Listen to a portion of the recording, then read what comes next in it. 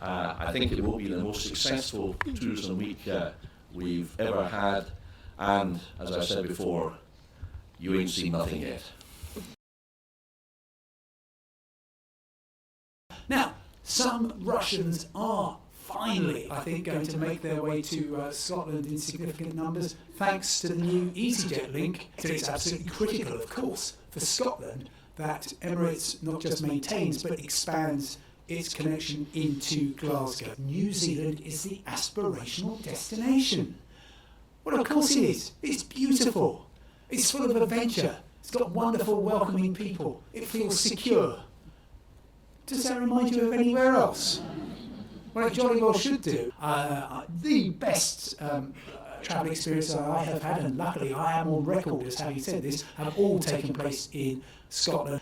Getting there is half the fun, is my personal campaign for Scotland. Hugely important part of the strategy. As a successful destination, is a place where people want to be. A destination is also where everyone we talk about in the strategy comes together. The experience, the accommodation, the food and the drink, the transport.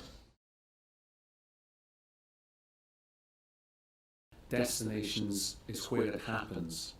That's where the visitor falls in love with a place. A really strong call to action to local businesses to get involved in their local destination groups.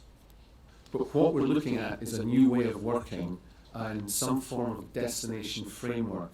So there'll be a real push to support cross-border initiatives. Our ambition is by 2020 we would like the business tourism sector to be recognised throughout Scotland as a confident, innovative and articulate sector, because in order to deliver growth and ambition we need the support of partnerships and businesses and organisations who are working in the sector, be it the private or the public sector. At the heart of our action plan is an effective communications and engagement strategy. It's very much our want today to start building and developing more ambitious sales products and initiatives into Scotland. I believe it's my immense privilege today to be speaking to the mountain people of the Alliance of Scottish Tourism. And of all nations in the world, Scotland must understand that we are the mother and father of education in the world. If you don't believe me, go back to your history books. How can our industry move forward if we don't make other people better than us as we go through in the journey? Everything you heard this morning is about changing the culture of what we do and how we do it. You look for the mountains others would not dare to climb. Some of our views and comments on behalf of the British Hospitality Association with regards to the London Olympic Games and with regards to what lessons could be learned for Scotland looking forward to 2014.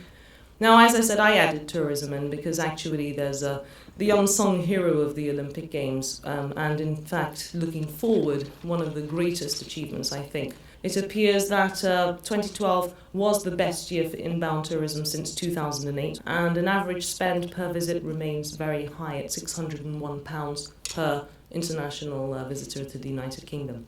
A tourism DNA heartbeat needs to start today. It's not something that you can leave till later on, because otherwise you will not maximise the returns for Scotland. But 2014, since it's a year of homecoming, would be a fantastic time to really celebrate the beginning of a brand new future for Scottish tourism.